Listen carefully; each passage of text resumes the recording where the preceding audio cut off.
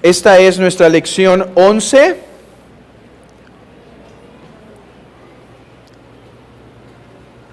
Si no me equivoco, esta sería la penúltima lección en el tema de Eclesiología Bautista Reformada. Recuerden que nuestro curso de Eclesiología Bautista Reformada estuvo dividido en dos aspectos. En primer lugar, vimos el poder de la iglesia local. Y en segundo lugar, hemos estudiado los aspectos de autoridad del pastor. La iglesia tiene poder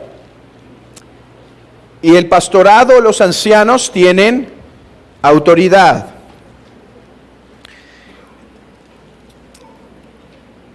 Después de esto, si no me equivoco, nos falta una lección más y habremos terminado este curso. No porque hemos dicho todo lo que se tiene que decir de la Eclesiología Bautista Reformada, sino porque hemos dicho lo esencial de la Eclesiología Bautista Reformada. Hermanos, hoy quiero que veamos los últimos 4 puntos de la autoridad pastoral que constan de bendecir, participar en sínodos, reprender a un hermano y reprender a la iglesia. Estos son los 4 elementos que vamos a ver y al final me gustaría contestar una posible objeción. Después de ver los 11 aspectos de autoridad del pastor, responderemos a una objeción. ¿Cómo es posible que el pastor se le diga que es siervo cuando tiene tanta autoridad? Bueno, responderemos a esto, pero comencemos por ver los aspectos, los últimos aspectos de autoridad. ¿Sobró alguna hoja de estudio o no? Ok. Solo para saber, ¿sí? Ok. Gracias. Comencemos con la autoridad del pastor para bendecir a la iglesia. Dice John Cotton, y esto está en sus notas, dice lo siguiente: los ancianos tienen el poder de despedir a la iglesia con una bendición en el nombre del Señor. Y cita 2 textos, uno que es muy familiar para todos, pues es una de las bendiciones que más uso en el día del Señor, y otro que quizá no es tan conocido. Vamos a ambos. Abran sus Biblias en Números capítulo 6. Números capítulo 6.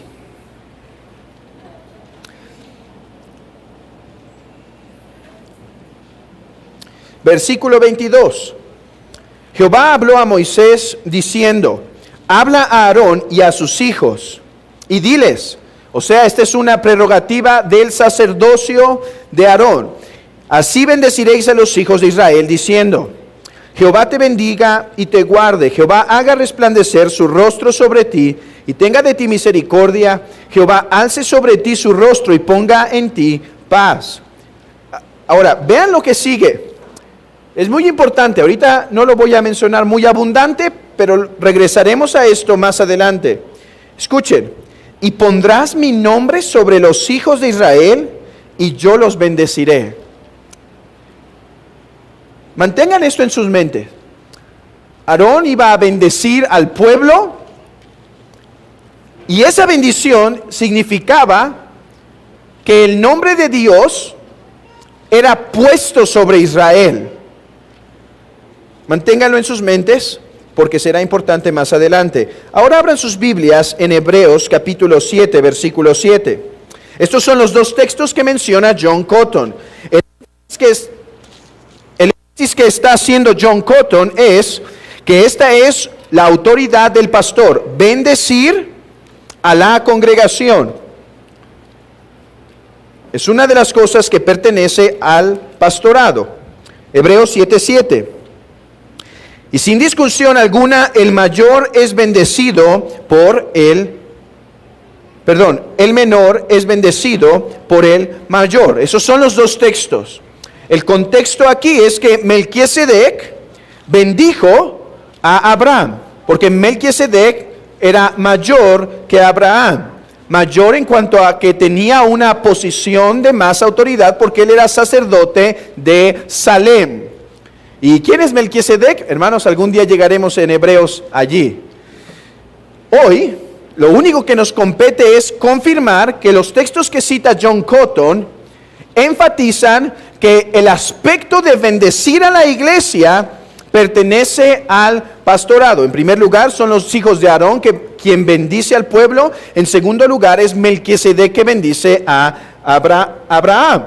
Y es que, hermanos, aunque reconocemos que la iglesia tiene poder, no olvidamos que el pastorado tiene autoridad sobre la iglesia y por eso bendice, en un sentido, bendiciendo el mayor al menor. Bueno, aquí podríamos acabar, porque es todo lo que dice John Cotton, ¿sabían? Es lo único que dice sobre este aspecto de la bendición. Pero, en vez de acabar aquí, me gustaría profundizar en esto de la bendición pastoral. Porque creo que nos aprovechará entender mejor qué es este aspecto. Y hermanos, cuando veamos con más profundidad qué es la bendición pastoral, nos será más natural decir, ahora entiendo por qué pertenece al oficio pastoral el dar la bendición. Nosotros practicamos la bendición pastoral en esta iglesia, pero no sé cuántos estamos apercibidos de su significado y de su bendición, de lo precioso que es. No es solo como una despedida con versículos bíblicos, hermanos. Es parte de la adoración. Así que aprovechemos este aspecto de la bendición para conocer mejor su contenido, su significado. Y primero lo haré a manera de comparación. A manera de comparación. Vamos a comparar la bendición pastoral con el llamamiento o invocación pastoral. Esta iglesia comienza sus cultos con el llamamiento del pastor a adorar a Dios. ¿Qué significa este llamamiento? Bueno, el pastor, como mensajero o representante de Dios, convoca a la iglesia de Cristo para que cumpla su deber de adorar a Dios. Ese es el llamamiento, lo que llamamos la convocación. El pastor llama al pueblo diciendo, hermanos, adoremos a nuestro Señor. Es tiempo. Y es por eso que inmediatamente después del llamamiento hacemos lo que se llama la invocación, que es pedir al Trino Dios que bendiga esta reunión con su presencia. Ya vimos esto, así que no tengo que abundar mucho en este aspecto, que pertenece a la autoridad de los pastores llamar a la iglesia a adorar. Ese punto ya lo vimos, ya vimos los versículos bíblicos y demás. Bueno, el llamamiento o la convocación es un aspecto de eso. ¿Qué es entonces la bendición pastoral? Bueno, si la convocación es la apertura para la adoración, la bendición es el cierre. Es el cierre de esa adoración, donde formalmente terminamos ese tiempo, pero hermanos, lo terminamos con la bendición de Dios sobre nosotros. Y aquí déjenme ir a algunos textos para poder transmitirlo mejor. Abran sus Biblias en Génesis 14. Y aquí tengo que ser muy breve porque esto es abundante en el Antiguo Testamento y en el Nuevo Testamento, pero solo quiero citar 2 o 3 textos que nos sirvan como guía del significado de la adoración, de la bendición pastoral. Dice en el versículo 18: Entonces, Melquisedec, rey de Salem y sacerdote del Dios Altísimo, sacó pan y vino y le bendijo, diciendo: bendito sea Abraham del Dios Altísimo, creador de los cielos y de la tierra. Y bendito sea el Dios Altísimo que entregó tus enemigos en tu mano. Y le dio a Abraham los diezmos de todo. ¿Qué es una bendición? Una bendición es un medio por el cual se comunican, se transmiten cosas buenas. Pero en el caso de Melquisedec y en el caso de las bendiciones posteriores, estas cosas buenas son más que deseos de un hombre, sino que son cosas buenas en el nombre de Dios. Promesas que se confirman en el corazón o realidades que se cumplen verdaderamente. Miren lo que dice un autor sobre esto. Esta bendición que da en Génesis 14 fue diseñada para animar y confirmar a Abraham de la verdad de las promesas que ya había recibido de parte de Dios en el capítulo 12. Así que la bendición es una forma de ratificar las promesas de Dios, de recordar a la iglesia quiénes son, que Cristo ha hecho por ellos y demás. Ahora, hermanos, para comprender un poco mejor la bendición, cuando las bendiciones son dadas de parte de Dios, son más que buenos deseos o recordatorios. Vean esto. Jacob engaña a su padre para que lo bendiga. ¿Recuerdan? A ver, yo me había preguntado esto antes. Y bueno, lo engaña muy bien, lo bendice. Llega Esaú, ¿y qué le dice Jacob a Esaú? Perdón, Isaac a Esaú: ya no tengo más para ti. ¿Cómo? ¿Cómo que ya no tengo más para ti? Hermanos, es que Jacob fue bendecido realmente de parte de Dios, en donde esa bendición tenía un cumplimiento real. O sea, era una verdadera transmisión de bendiciones. Déjenme usar el ejemplo de un libro que hemos estado leyendo en estas últimas semanas en la casa, y que creo que puede transmitirnos la idea. No sé si todos han leído el libro de El Mago de Oz, pero es la historia en donde una niñita se embarca en un camino hacia la búsqueda de el tal Gran Oz. Y en el comienzo la niña se siente muy débil, muy frágil, muy torpe. Y ella dice: ¿cómo es que yo podré llegar hasta el gran lugar del Mago de Oz si soy tan frágil y demás? Y hay un personaje ahí, una mujer con poderes, que le da un beso en la frente. Y dice: este beso te protegerá en todo tu camino. Ahora, el beso no se vuelve a recordar ni una vez más hasta un punto en donde llegan realmente con el Mago de Oz. Y el Mago de Oz dice: te atendí, o sea, te recibí aquí por dos causas. Una, por unos zapatos que traes. Dos, porque vi el beso en tu frente.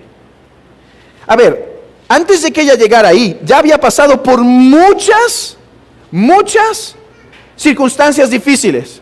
Los habían perseguido, habían llegado a un campo en donde se estaban prácticamente intoxicando, tuvieron que pasar un río, y nunca se había mencionado el beso en la frente. Pero Oz dice: vi el beso en tu frente. O sea, el beso que le dieron de protección ese día fue un beso que realmente transmitió una bendición. ¿Sí? Hermanos, las bendiciones en el Antiguo Testamento y Nuevo Testamento, y podríamos ir por todas las epístolas. ¿Han visto todas las epístolas cómo terminan? Jehová les bendiga, Jehová les guarde, el Dios de paz ponga paz en sus corazones, etcétera. Son más que buenos deseos, son como el beso de esta mujer que pone sobre la niña, que la protege en todo su camino. Regresen a Números capítulo 6. Y vean el versículo 27, al cual les dije que prestaran mucha atención. A ver, Aarón hace la bendición y se alzan las manos en la bendición, porque esto es un símbolo de imposición de manos. Así como el pastor impone manos sobre un hermano en la ordenación, así el pastor impone manos en los congregantes para bendecir, hacer la bendición. Ahora, no acabaríamos si fuéramos uno por uno, por eso se alzan las manos en símbolo de que es una imposición sobre las manos, sobre la iglesia en general. Ahora, vean el versículo 27 habiendo dicho esto. Y pondrás mi nombre sobre los hijos de Israel, y yo los bendeciré. ¿Qué es esto? O sea, él iba a decir, Jehová te bendiga y te guarde, Jehová haga resplandecer mi rostro sobre ti y tenga de ti misericordia. Jehová alce sobre ti su rostro y ponga en ti paz. Dice, y pondrás mi nombre sobre Israel. O sea, este acto de bendecir realmente era una realidad espiritual en donde el nombre de Dios era sobre el pueblo de manera de protección, bendición y consuelo. Por eso vuelve a decir este autor, llamado McGraw, lo siguiente: la bendición fue un medio efectivo para comunicar gracia de Dios. Es un medio de gracia. Hermanos, por eso la bendición pastoral no es para empezar a saludar al hermano o empezar a correr a calentar la comida del ágape. Comamos frío. Bueno, nos esperamos tantito más para que esté caliente. Pero es un tiempo en donde el Trino Dios va a poner su nombre sobre su iglesia. Donde el Trino Dios va a bendecir a su pueblo. A la luz del significado de la bendición pastoral, no debe ser entonces un misterio por qué solo el pastor debería hacer esta bendición pastoral. Incluso si otro hermano puede predicar y administrar la palabra ese día, ¿por qué debería ser el pastor quien pronuncia esta bendición? La razón, hermanos, es que él es el hombre autorizado por Dios para representar la palabra, las ordenanzas y las bendiciones de Dios sobre su pueblo. Y de hecho, déjenme citar una vez más a McGraw en este punto. Y esta cita está en sus notas. Los ministros tienen el derecho de proclamar una bendición en virtud de su oficio. Cuando lo hacen, es más que una oración, o incluso más que una simple declaración de lo que Dios ha revelado en su palabra. Es un acto ministerial de autoridad mediante el cual la congregación ha de recibir la bendición por fe, como si fuera de la boca de Dios mismo.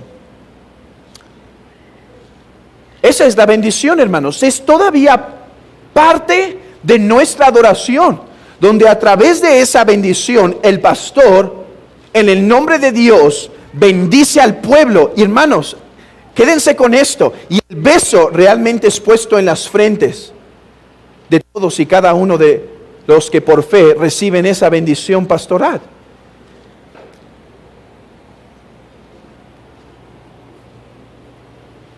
¿Qué diríamos de cuál es el límite? Porque en cada aspecto de autoridad hemos visto un límite, ¿verdad? Bueno, para no perder la costumbre en este curso, ¿cuál sería el límite de la bendición pastoral? Bueno, que solo puede bendecir a la iglesia con las bendiciones de Dios. O sea, el pastor bendice no en su nombre, sino en el nombre del Trino Dios. Y no puede bendecir con sus deseos. No puede bendecir, Jehová haga tal cosa, solamente puede bendecir con las promesas que Dios ha dado en su palabra. Ahí es donde se equivocan los falsos profetas o pastores de la prosperidad. Quieren bendecir al pueblo con economía, con casas, con carros, pero ¿qué si Dios no quiere bendecir al pueblo así? Pero sí quiere poner su sello de perseverancia, de consuelo, de ánimo, de protección sobre nuestro rostro. Déjenme aplicar esto a la iglesia de tres maneras. Hermanos, en primer lugar, ya lo hemos visto, a la luz de entender qué es la bendición pastoral, entendamos la importancia de esto y la razón por la cual es el pastor o los ancianos de la iglesia quien ejecuta esta bendición. Hermanos, incluso que esto nos sirva para informar nuestras mentes, adorar más conscientemente y poder dar respuesta. Por ejemplo, alguien puede preguntar, un visitante, ¿y por qué solo el pastor? ¿Por qué si predicó el hermano tal, no administró la cena? ¿Cuál es la razón? Bueno, hemos visto que los ancianos de la iglesia es quienes recibieron esa autoridad. ¿Por qué eres el que bendice y no el hermano que predicó? Bueno, porque a la luz de lo que hemos visto, es aquellos que han recibido la autoridad para guiar a la iglesia quienes dan esa bendición. 2, tomemos con más reverencia la bendición pastoral. No es una parte sin importancia. A veces es el tiempo en donde decimos, déjame apuro para ganar primero el baño. Y aprovechamos para formarnos. Digo, si urge, está bien. El punto es, hermanos, entendamos que es un momento reverencial donde el trino Dios va a despedir a su iglesia con ese beso sobre las frentes del pueblo de Dios. Realmente se transmite algo. 3, recibamos esta bendición pastoral con fe. Recibámosla más conscientemente de su significado e importancia. Espero que esto nos ayude en nuestra adoración a Dios. Pero habiendo visto esto, ahora podemos ir al segundo punto que menciona, en realidad sería el octavo o noveno, que menciona John Cotton, y es la autoridad de los pastores para participar en los sínodos. La autoridad de los pastores para participar en los sínodos. ¿Qué es un sínodo? Un sínodo, hermanos, es cuando varias iglesias tienen que ser convocadas para que en unidad traten un tema que en particular les compete, o a varias o a todas. Por ejemplo, dice John Cotton lo siguiente, que es necesario hacer un sínodo cuando una iglesia quiere luz o paz en su hogar, o sea, en su propia congregación, y desea consejo y ayuda de otras iglesias. A lo mejor tienen un problema, a lo mejor están pasando por una circunstancia difícil, y piden entonces que varias iglesias ayuden a resolver esta situación que está pasando. Y esto fueron en los casos, por ejemplo, cuando vimos qué pasa cuando un pastor tiene que ser excomulgado y solo hay un pastor en la iglesia. Bueno, un sínodo, un grupo de hermanos podría ser llamado para eso y demás. En segundo lugar, se habla a un sínodo cuando alguna iglesia se encuentra en un escándalo, ya sea por corrupción en doctrina y práctica, y no se va a remediar mediante reprensión más privada de unos pocos miembros de ministros hermanos cercanos. O sea, la iglesia se está apartando de la fe y entonces no ha sido suficiente que algún miembro ha exhortado o el pastor ha exhortado y se pide que un grupo de hermanos atienda esta situación en la iglesia que se está corrompiendo. Y en tercer lugar, esto ya es más una paráfrasis, no es la cita directa de Cotton, pero Cotton dice que se necesita cuando se busca consejo y sabiduría. Por ejemplo, yo escuchaba al doctor James Renihan en un audio que tiene en el internet, traducido al español, donde dice que ellos llegaron en un momento a atender una cuestión en un sínodo, si los pastores tenían que supervisar si los hermanos en la iglesia estaban ofrendando o no ofrendando. Hasta qué punto los pastores tenían autoridad para meterse en esos asuntos. Bueno, creo que era porque había algunas iglesias que estaban tomando excesos en esas cuestiones, y este sínodo sirvió para ayudar a todas las iglesias en general a resolver cuáles son los límites del pastor en eso. No se preocupen, hermanos, la resolución fue que el pastor no tiene que exceder sus límites para ver si los hermanos están ofrendando, pero es el tipo de cosas que se discuten. O algunas de doctrina.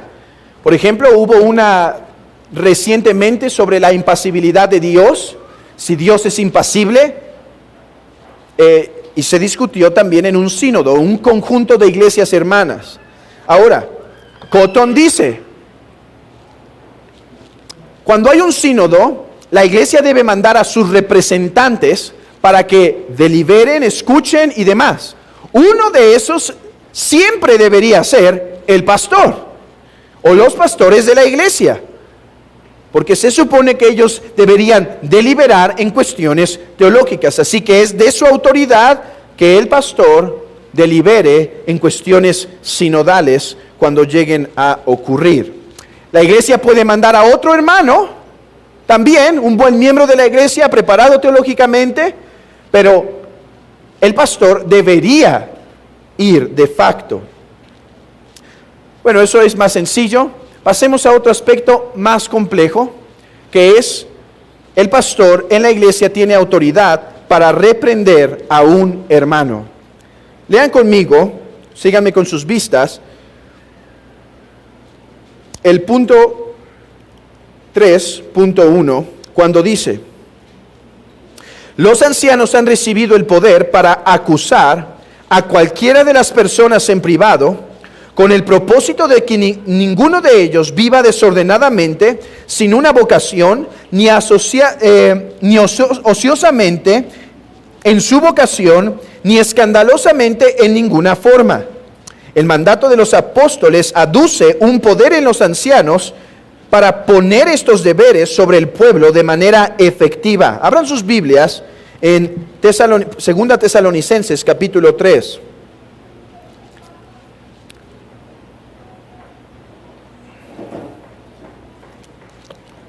Versículo 6.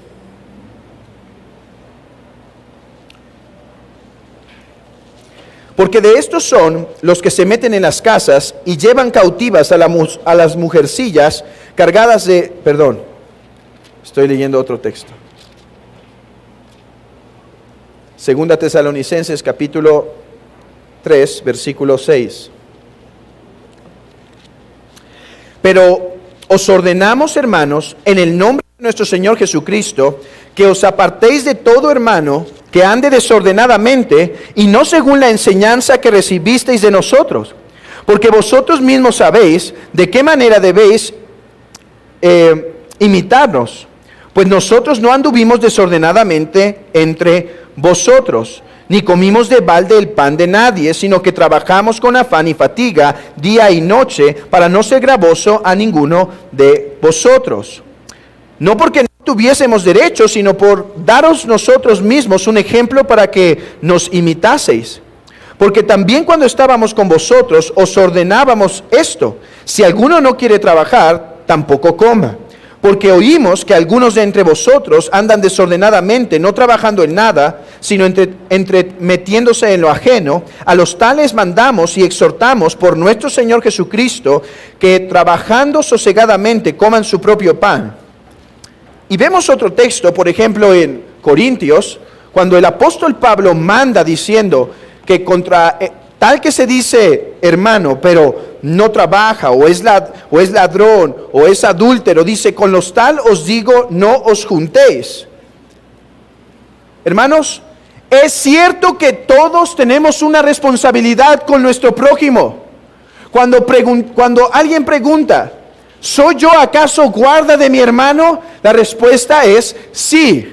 Si vemos a nuestro hermano que se está desviando, que está pecando, es nuestro deber llamarle y reprenderle. Así que esto es un deber de todos. De hecho, hermanos, tanto es un deber de todos que cuando alguien se acerca al pastorado y dice, hermano, vi pecar a mi hermano de esta forma, el pastor debería decir, hermano, repréndelo tú. Si no escucha, entonces llamas un testigo, pero primero ve tú. Ahora, aunque es deber de todos cuidarnos, protegernos, el pastor de la iglesia tiene cierta autoridad para llamar a cuentas cuando ve que un hermano se está comportando desordenadamente. Déjenme poner un ejemplo para intentar transmitir la diferencia entre que todos podemos exhortarnos y el pastor tiene la autoridad para hacerlo. Imagínense que un día un hermano ve que algo no está trabajando muy bien en su familia, ve algo y entonces le dice, hermano, por favor, déjame visitarte en tu casa. Quiero saber cómo estás en tu familia. A ver, si el hermano es humilde, va a decir, claro, hermano, vente. Ahora, pero podría ser que el hermano diga, hermano, con todo respeto, dime qué viste. No, es que solo tengo como una sospecha, pero quisiera investigar. Hermano, gracias, pero me gustaría saber si viste algo. Si no, ¿por qué deberías venir tú a investigar? Bueno, hasta cierto punto esa respuesta podría ser válida. Pero ¿qué si el que habla es el pastor? Porque está viendo algo de desorden en algunos elementos sobre la vida de cierta persona. Hermanos, a la luz de esto, el pastorado debería llamar a esa persona y decir, hermano, necesitamos hablar. ¿Cuándo puedes reunirte? No, hermano, no te puedo atender de aquí a 6 meses. Hermano, dime a qué hora llego a tu casa la próxima semana. Quiero platicar contigo. El texto se refiere particularmente a aquellos que están ociosos, que están desordenadamente, pero el texto implica, hermanos, cuando hay pecado o desorden en cualquier área. ¿Qué debería hacer un pastor si ve un matrimonio en la iglesia caminando desordenadamente o algunos destellos que da? Debería, hermanos, ir a investigar.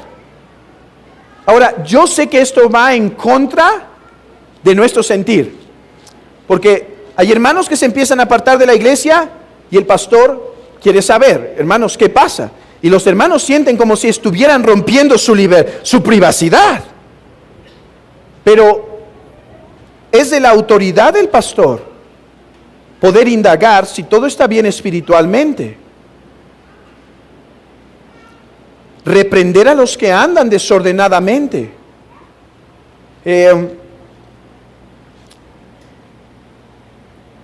Hermanos, creo que de los aspectos de la iglesia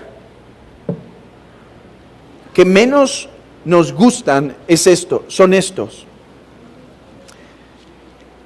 Cuando el pastor hace esos pasos porque ve algo en la vida de algún hermano, porque identifica algo que va en desorden y solamente quiere investigar, a veces los hermanos empiezan a poner una barrera y ya ni te quieren saludar, ¿sí?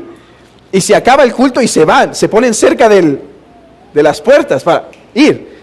Ahora, no pienso que todos los que se ponen cerca de las puertas que quieren ir, pero casi como te dan la vuelta.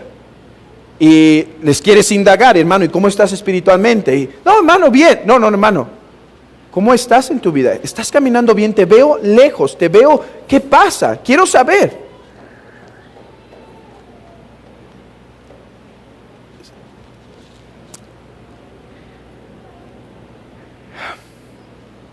Déjenme pasar brevemente a los límites y dar algunos otros puntos sobre esta cuestión. ¿Cuáles son los límites del pastor en esto? Alguien puede decir, bueno, que el pastor trate conmigo temas que solo tienen que ver con la congregación. Si me faltó poner un cable, si me faltó poner una silla y ya. No, esos no son los límites. ¿Qué pasa si el hermano está viviendo desordenadamente en su matrimonio? ¿Debería el pastor llamarlo a cuentas? Debería. ¿O qué pasa si se entera que está viviendo desordenadamente en su trabajo? ¿Debería llamarlo a cuentas? Debería. Los límites no son, hermano, métase cuando entro aquí a la iglesia, dígame de cualquier cosa. De allá afuera, por favor, no se meta ni tantito. No, los límites no son esto. El límite es la palabra de Dios. El pastor no puede acusar a un hermano de cosas que no son pecado. Ya lo habíamos visto esto antes. Si el hermano está cometiendo un pecado en el matrimonio, en el trabajo, en su recreación, en su tiempo libre, debería ser llamado a cuentas. Pero tiene que ser un pecado. No pueden ser las preferencias de los pastores. En segundo lugar, otro límite es que el pastor no debería poner cargo sobre ningún hermano simplemente por murmuraciones ni sospechas, sin haber hecho antes una correcta investigación de las sospechas. Y hermanos, es aquí en donde creo que hemos cometido errores en el pasado, he cometido errores en el pasado, y como iglesia tenemos que ir creciendo en una cultura de exhortación, porque es común que cuando un hermano ve a otro que peca o escuchó, vienen y dicen, hermano, ¿qué crees? Este hermano dijo esto y esto de ti. A ver, a la luz de esto, ¿podría el pastor decir, a ver hermano, ven, rinde cuentas de estas palabras? No, ese sería un desorden. El pastor debería decir, hermano, ve y repréndelo. Ahora, yo voy a venir contigo la próxima vez y te voy a preguntar si lo hiciste. Porque si no lo hiciste, entonces yo te voy a reprender. Pero ve y repréndelo. No debería ser aquel hombre llamado y puesto en juicio por algo que no se ha comprobado que es verdad. Hermanos, crezcamos en esto como iglesia todos. Hermana, ¿ves pecar a tu esposo? Exhórtalo antes de decírselo a tu amiga. Hermano, ¿ves pecar a tu esposa? Exhórtala antes de decirlo a tus amigos.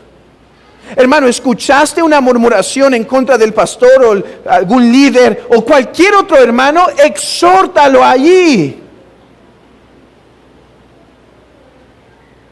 ¿Viste pecar a tu hermano? ¿Por qué salió este hermano de este lugar a esta hora?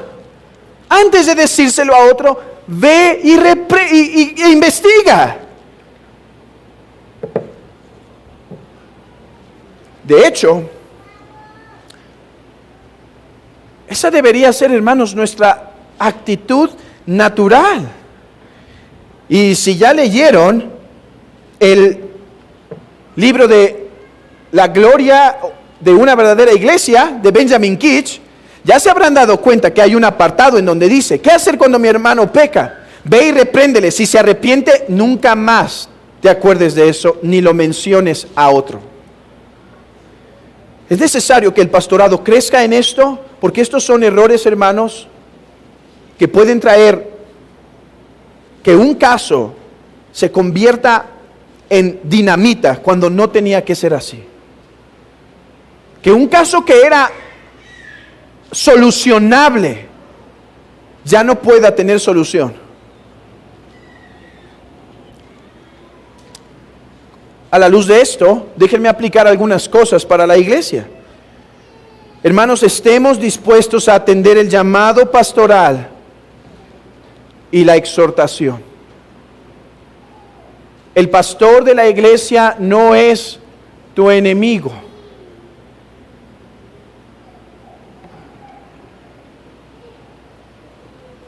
No seas difícil para rendir cuentas, hermanos, si eres llamado a rendir cuentas. No huyas de la comunión de la iglesia para esconderte en tu enclaustro y no abrirte a los demás.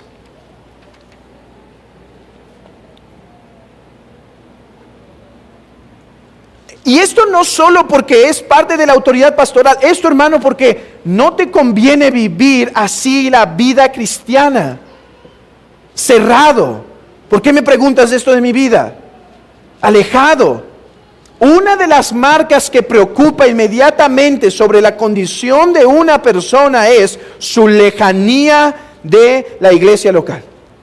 Porque el que anda en luz quiere andar con los que andan en luz, pero los que andan en tinieblas se apartan de la luz para que sus tinieblas no sean reprendidas. Ahora, no estoy diciendo que todo aquel que está alejado de la iglesia está viviendo en tinieblas, pero digo que el pastor debería hacer una investigación para saber si esos hermanos están bien espiritualmente. Hermano, no veas como enemigo aquel que te llama a dar cuentas, ni si es un miembro o si es el pastor. Esta es la forma en la que deberíamos vivir, como cartas abiertas. Y he dicho esto antes. Y el pastor también es un miembro entre los demás que puede escuchar la exhortación. Yo agradezco la cercanía que tengo con el hermano Fernando, con los diáconos de la iglesia, que tienen, y otros hermanos que tienen el valor de preguntarme simplemente: y hermano, ¿y tú cómo estás espiritualmente? No me debería molestar. ¿Cómo dudas? Caramba, que estoy casi flotando. ¿No me ves? ¿Y tu matrimonio, hermano? ¿Estás bien? ¿Tu esposa está bien? Hermano, ¿por qué te estás metiendo en esas? El pastor ni siquiera debería, él es un miembro entre los demás que debería estar dispuesto a rendir cuentas también a quien se las pida.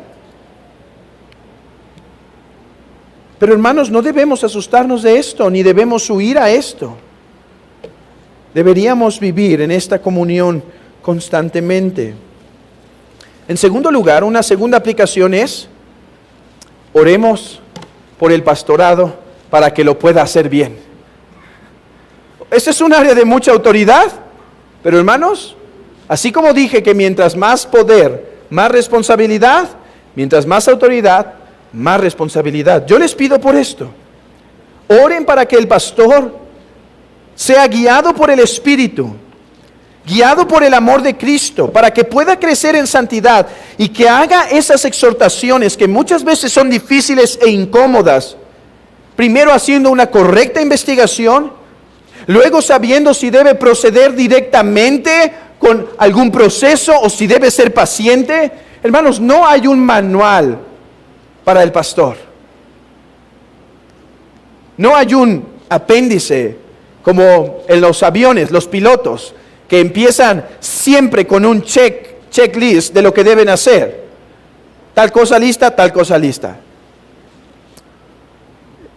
Los pedales están correctos. No hay eso para el pastor. Y qué bueno, porque si no dependería de eso en lugar del Espíritu Santo y la comunión con Dios.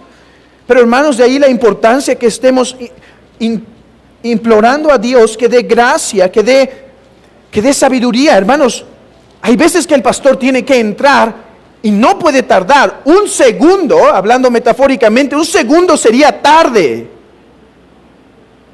Pero hay veces que no debe actuar en ese segundo, sino esperar quizá unas horas para actuar. Oren, porque esto es difícil. Y hermanos, errores lamentables se pueden cometer si el pastor no usa esta área de autoridad correctamente. Hay dos extremos: que el pastor diga, para no equivocarme mejor no exhorto a nadie, o que sea muy pronto y exhorte quizá a quien no debía exhortar.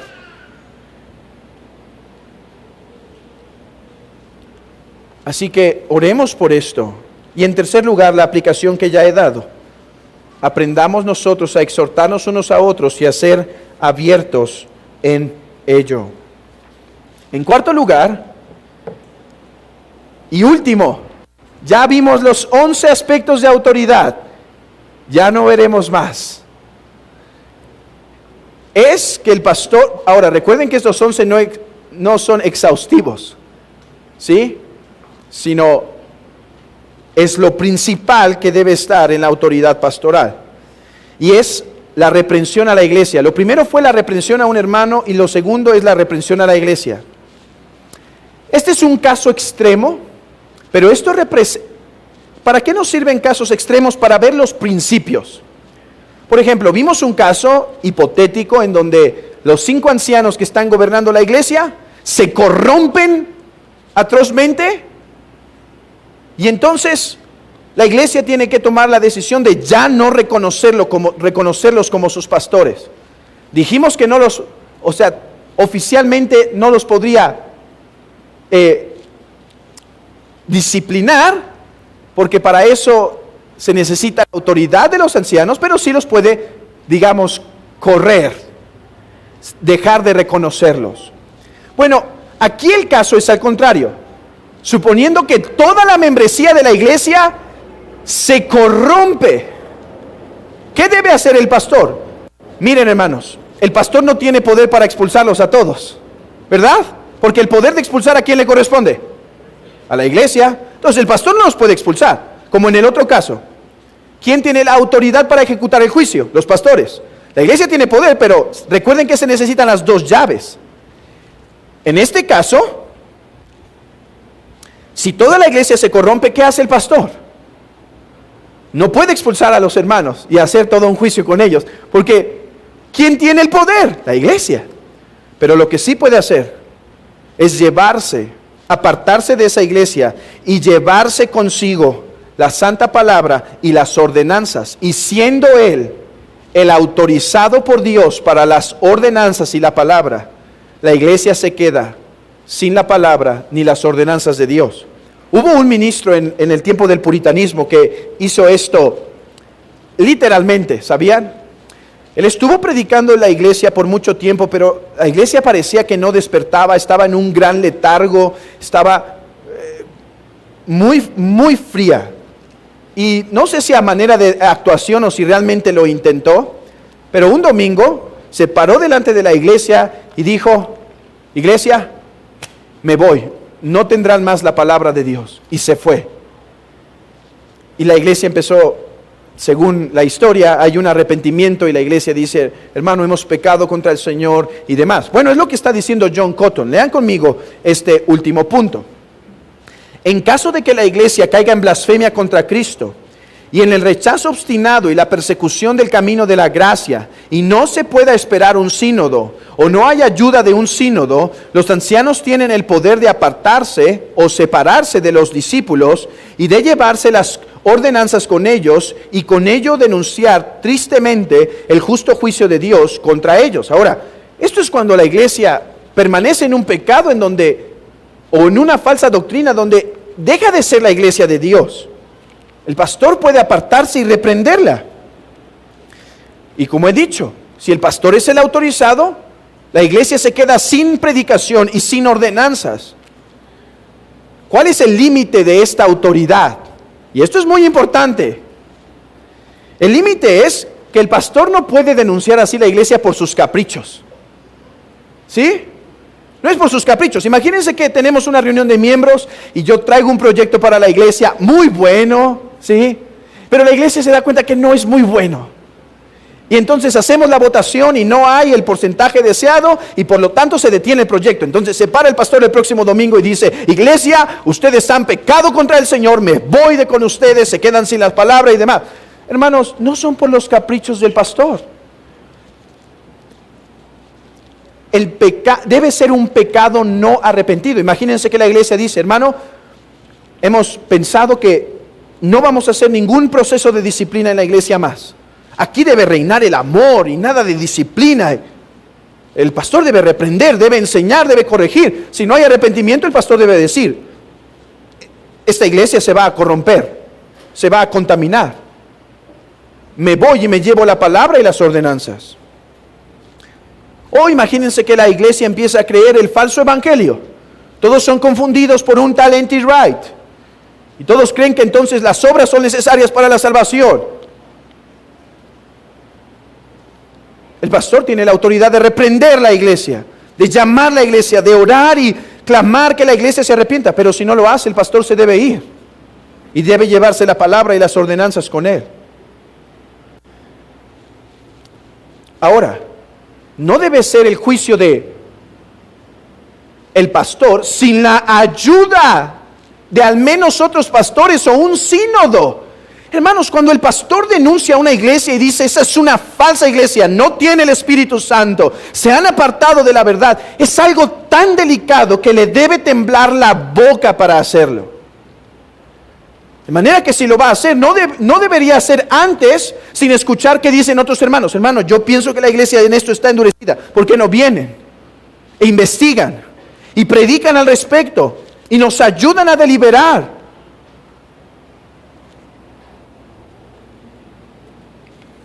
Así que cuando un pastor solo o simplemente alguien que sale en enemistad con la iglesia condena a la iglesia de ser falsa, sin escuchar otros pastores o un sínodo, debemos tomar las palabras de aquellos que las dicen como de quien viene, la opinión de una persona individual y nada más. Hermanos, esperemos que esto nunca pase, así como esperamos que nunca la pluralidad de ancianos se corrompa, así esperemos que nunca la membresía de la iglesia se corrompa. Pero si llega a pasar, el pastor no podría hablar esto con ligereza. No podría hablarlo de manera infantil, sino temblándole la boca de tener que denunciar a esta iglesia como una falsa iglesia.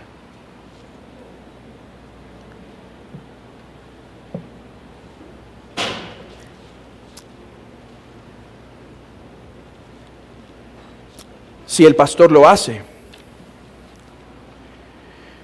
y lo hace en el orden correcto, no en el internet, pero en el orden correcto, llamando a la iglesia, exhortándola en privado, en reuniones de miembros, con mucha enseñanza, con mucha exhortación, y después de eso no hay arrepentimiento, el pastor con santa tristeza y santo temor tendría la autoridad para denunciar a la iglesia y decir, iglesia, te estás corrompiendo y me voy. No puede expulsar a la membresía, pero esto puede ser un acto donde la iglesia despierta. Pero hermanos,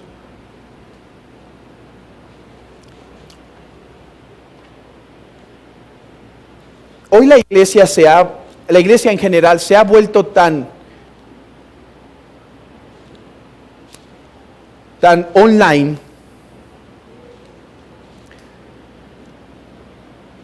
que en ocasiones ha perdido su carácter congregacional. Todo esto es algo que el pastor hace en la intimidad de su iglesia, no sin lágrimas, no sin otros hermanos que los llama, que los congrega para decir, hermanos, hablen a esta iglesia que se está apartando. Y por clara manifestación de pecado, no porque no hicieron lo que yo quería que hicieran, no porque no cumplieron mis caprichos. Debería ser la santa palabra de Dios. Porque llamar a la iglesia de Cristo una falsa iglesia, o una iglesia que no tiene el Espíritu, incorrectamente, es atentar contra la novia de Cristo, y ay de aquel que escupe a la iglesia de Jesucristo.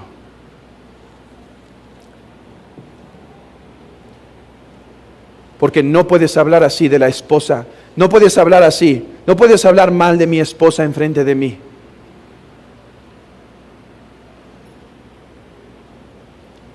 No te voy a pegar, solo me voy a ir. No puedes hablar mal de la esposa de Cristo a la ligera. Esto es una cosa seria, es la novia de Cristo. Y si le escupes en la cara, ella no se va a defender. La defenderá el Cristo vivo. Terminemos esta revisión de la autoridad pastoral preguntando, pero hermanos, si tanta autoridad tiene el pastor, ¿cómo es que se les llama siervos? Esto es lo que dice Cotton, y no voy a abundar más en el tema porque di una lección completa de la base bíblica de la autoridad pastoral, así que no es necesario, así que podemos terminar hoy leyendo esto. Dice, pero si los ancianos, creo que está en sus notas, objeción, Pero si los ancianos tienen todo este poder para ejercer todos estos actos de gobierno, en parte sobre los miembros particulares y en parte sobre toda la iglesia, ¿cómo se les llama entonces siervos de la iglesia? Respuesta: aunque los ancianos son a la vez siervos y gobernantes de la iglesia, las dos cosas pueden sostenerse juntas, porque su gobierno no es de señorío, como si gobernaran para sí mismos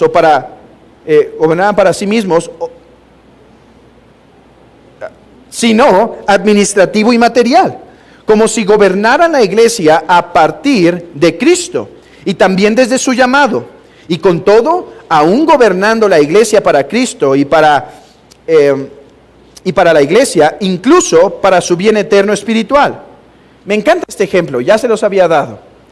Dice, es como la reina de todo un imperio. Le pide a sus marineros, llévenme a tal isla. Y entonces los marineros toman el barco. La reina se introduce y de repente los marineros dicen, la reina dice, ¿podemos estacionarnos aquí? Y los marineros dicen, reina, con todo respeto, no podemos, es un lugar peligroso, vamos a seguir. Pero es la reina. Sí, pero los marineros tienen autoridad sobre el barco para poder guiar a la reina a su lugar. Bueno, los pastores, hermanos, son siervos de Cristo. Esto es lo primero que hay que entender. Antes de ser siervos de la iglesia, o son siervos de la iglesia porque son siervos de Cristo. O sea, su labor es obedecer a Cristo. Si Cristo vea que su iglesia se está corrompiendo, el pastor debe ser siervo de Cristo y reprenderla. Entonces, los pastores son siervos de Cristo y son siervos en la iglesia en tanto que sirven a las necesidades espirituales de los miembros. Aunque esto implique, o por medio de la autoridad, porque no podrían servir las necesidades espirituales como siervos sin tal autoridad. Así que tienen autoridad para poder ser siervos de Cristo y siervos de la iglesia y así llevar a la preciosa reina de Cristo con su esposo a la ciudad celestial. Estos han sido los 11 elementos de la autoridad pastoral. Espero que el Señor haya corregido nuestro entendimiento en donde tenía que ser corregido, así como hemos visto el poder, ahora este aspecto de autoridad. Hermanos, no sé si alguien tiene alguna pregunta o alguna duda al respecto. Podemos tomar tiempo para contestarla y después iremos a los cantos y terminaremos con una oración. ¿Alguien tiene duda de este tema? Adelante, hermano. ¿Ha habido algún caso que conozca de este ejemplo de cuando el pastor, pues, ante la situación de la iglesia, pues, se va? No he conocido un caso, más el que les platiqué, que tengo que revisarlo porque no sé si era una actuación o si en verdad se estaba yendo, que agarra su Biblia y dice, esta iglesia no escucha la palabra de Dios, me voy. Pero aparte de eso no he escuchado de un caso real. Así que yo creo que John Cotton los toma como casos extremos para que entendamos el principio, para que entendamos en qué aspecto tiene el pastor autoridad, así como entendamos en qué aspecto tiene la iglesia poder, ¿sí? Entonces, no creo que no sé si ha pasado, a lo mejor sí, pero que yo conozca y que haya leído, hasta ahorita no. Pero seguramente en el tiempo de puritanismo pasó algo. Pasa más al contrario, ¿no? De que pues, la iglesia, digamos, influye sobre el pastor para que se predique Sí. como la iglesia quiere. Sí, yo creo que eso pasa más a menudo. El pastor se vuelve al gusto del consumidor y entonces se corrompen juntos.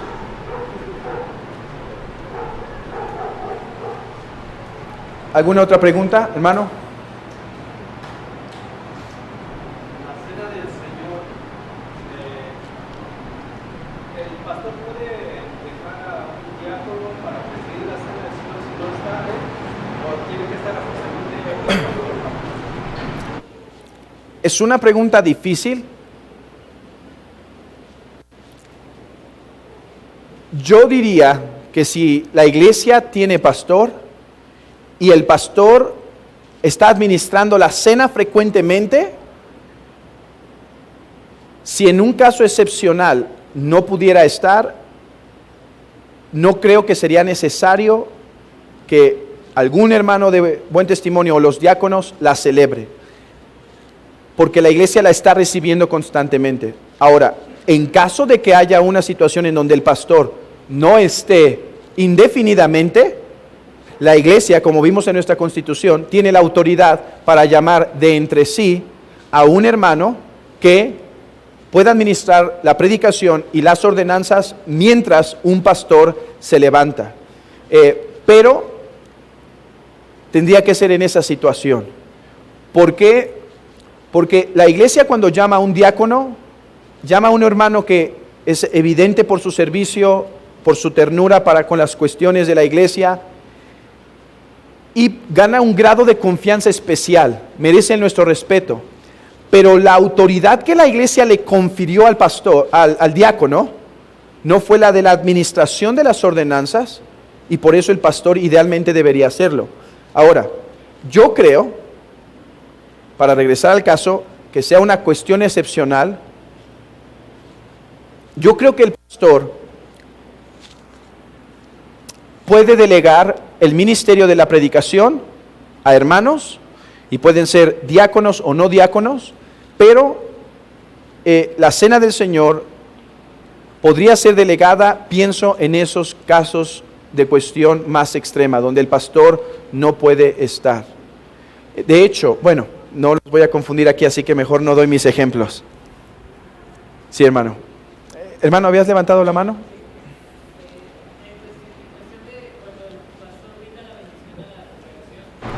¿Eso es únicamente cuando termina la parte de la predicación o tiene que ser el momento en que toda la predicación se retira? Yo creo que los dos cultos, en el culto formal, debe estar compuesto por una convocación y la bendición. Sea que haya un culto o sea que haya dos cultos. Si es un culto formal en el día del Señor, debería haber la bendición pastoral. Si hay dos, si hay tres, si hay cuatro, habría tantas veces.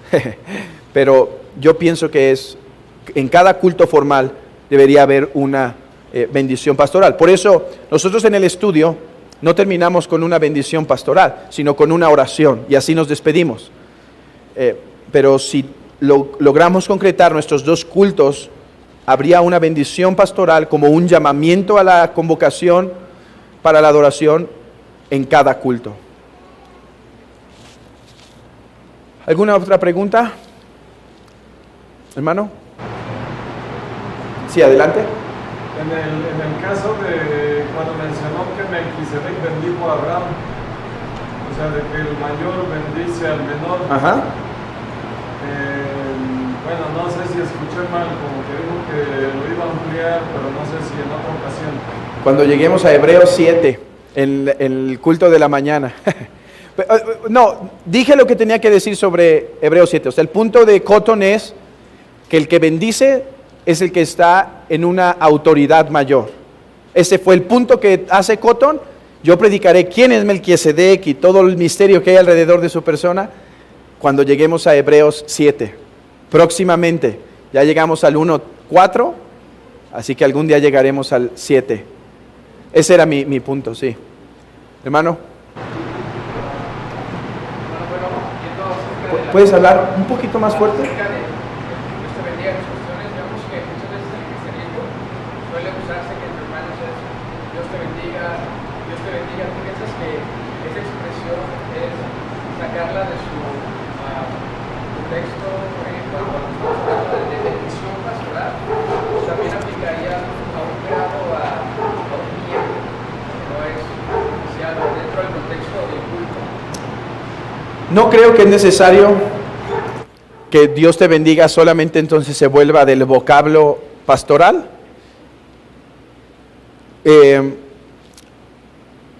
O sea, creo que cuando el pastor hace esa bendición debemos entenderlo más que como un Dios te bendiga, sino que es un acto formal que Dios le dio esa autoridad al pastor para poner su nombre sobre la congregación y bendecirlos. Yo diría más bien que cualquier hermano, cualquiera de los hermanos que usemos ese lenguaje de Dios te bendiga así en general, simplemente que nos cuidemos de hacerlo con conciencia, para no usar el nombre de Dios en vano, ¿sí? Porque a veces podemos usarlo más como una muletilla, ¿no? Es como cuando se me olvida el nombre de algún hermano, tengo esa preciosa herramienta que, hermano, entonces cuidarlo que no se vuelva pero si un hermano, cada que lo hace diciendo, hermano, es que yo lo hago seriamente, diciendo, hermano, espero que Dios te bendiga en esto y te ayude en esto, yo no le podría decir, está prohibido. Más bien sería examinar que cuide de hacerlo en esa precaución de no usar el nombre de Dios en vano. Ok. ¿Hay alguna pregunta más? Sí, hermano.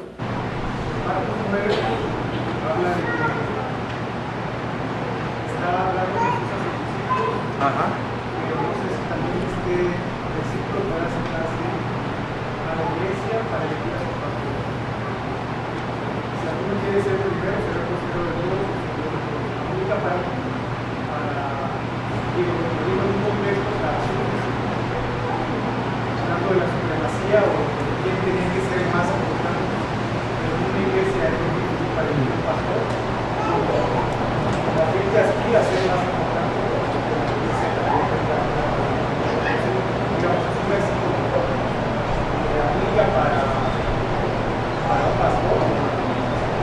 ¿Me puedes volver a leer el texto, hermano?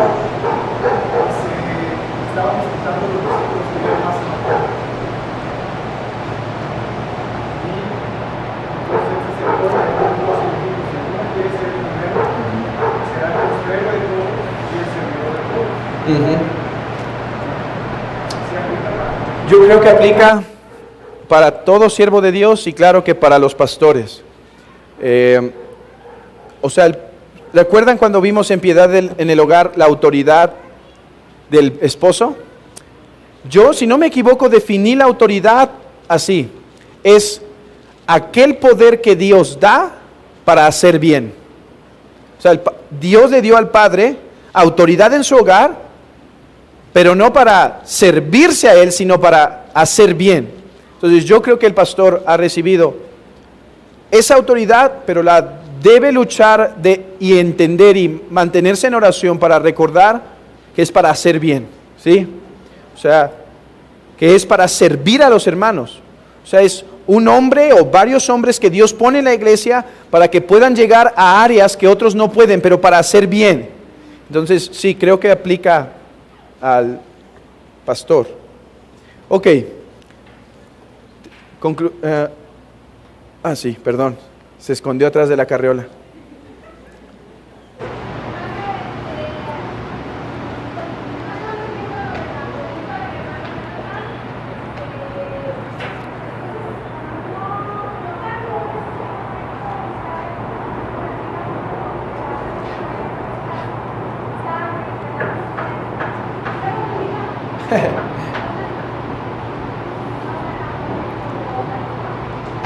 Yo no creo que está mal si ¿Qué huele? Yo no creo que está mal si lo dice conscientemente. O sea, que Dios te guarde, hija, que Dios te bendiga y te proteja. Si lo dicen conscientemente, yo no creo que está mal. Pero si lo hacemos ya inconscientemente como cliché, yo pienso que podemos usar el nombre de Dios en vano.